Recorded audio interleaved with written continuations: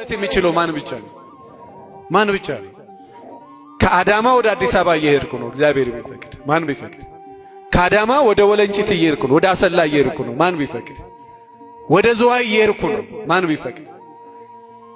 ማታ ተኝቼ ጠዋት እነሳለሁ። ማን ቢፈቅድ? አልጋ ላይ ተገለባብጦ ጠዋት መተኛት ቀላል ነገር ነው እንዴ? አንተ ተኝተህ እኮ የነርቭ ሲስተም፣ የደም ዝውውር፣ ያተነፋፈስ ስነ ስርዓትን ማን ነው የሚቆጣጠረው? ማን ነው የሚቆጣጠረው? ስሙ የተመሰገነ ይሁን።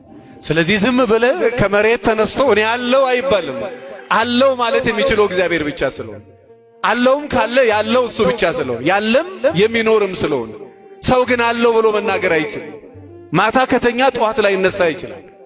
ሰውነት ስላለው አለው ማለት አይችልም። አይታችኋል አይደል? 70 ዘመን ሙሉ ከአንገቱ በላይ ማሽን ውስጥ ገብቶ ይኖረውን ሰው። እኔ በጣም የሚገርመኝ እንደው እጅ ያላችሁ ሰዎች አላችሁ፣ አይን ያላችሁ ሰዎች፣ ሕያው እግዚአብሔር ምስክሬ ነው፣ ከዚህ በላይ ሀብቴ። አይንም የሚያይ ከሆነ ጆሮክ የሚሰማ ከሆነ እግር የሚራመድ ከሆነ ሰውነት ምግብ መቀበል የሚችል ከሆነ ይሄ እጅ የሚንቀሳቀስ ከሆነ እዚህ የጀርባ ነርቭ ሲስተሞች የሚሰሩ ከሆነ እግዚአብሔር ይመስገን ብል ማን ይመስገን? እቺ ጣት እንደዚህ ተዘርግታ እንደዚህ የምትታጠፈው ማን ሲፈቅድ ብቻ ነው። ያልተያዘ ሰው አያውቀው። እኔ ብዙ ምስኪኖች ያውቃል። በጣም የሚያስደነግጥ አዲስ አበባ ላይ የ400 ሚሊዮን ብር ቤት ውስጥ ነው የሚኖሩት።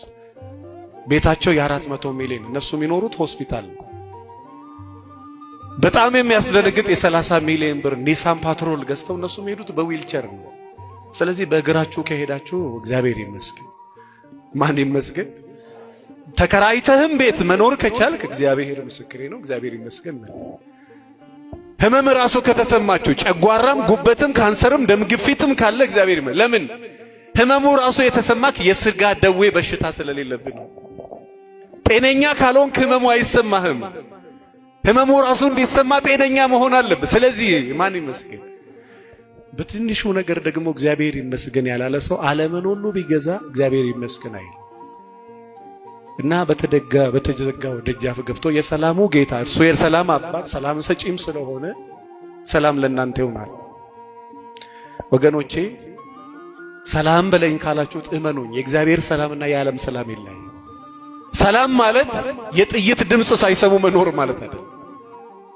ጦርነት መካከል ሰላም ያላቸው ሰዎች አሉ። ምንም የሌለ ቦታ ላይ ደግሞ ሰላም የሌላቸው ሰዎች አሉ። ሰላም ማለት የውስጥ ሰላም ነው። ያን የውስጥ ሰላም የሚሰጠው ማን ነው? ማን ነው? አዲስ አበባ ላይ አንድ ጊዜ መገናኛ አካባቢ ከአያት ተንደርዶ የሚመጣ ትልቅ ሲኖትራክ እንደዚህ ካወቃችሁ ይሄ ወደ መገናኛ አደባባይ፣ ይሄ ደግሞ ወደ 22 የሚያስኬድ መስግና እዚህ ስር የተኛ ልጅ አለ። መኪናው ክስክስ ብሎ በቃ እስከ ቦዲው እንጨቱን እስከ ጫነ ድረስ ገብቷል። እና መኪናው በእንትን ክሬን ጠዋት ሲነሳ ልጁ ከእንቅልፉ አልነቃም።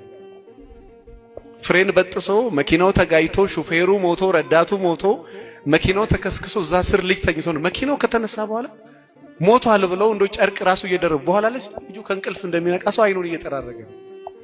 እዚህ መካከል እግዚአብሔር ይጠብቃል። ማን ይጠብቃል? ማን ይጠብቃል?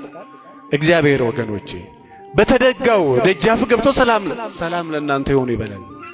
የኔ ቤት ሰላም ይፈልጋል፣ እናንተም የኔ ቤት ሰላም ይፈልጋል የምትሉ ከሆነ የሰላሙን ጌታ ወደ ቤቴ ይገባል።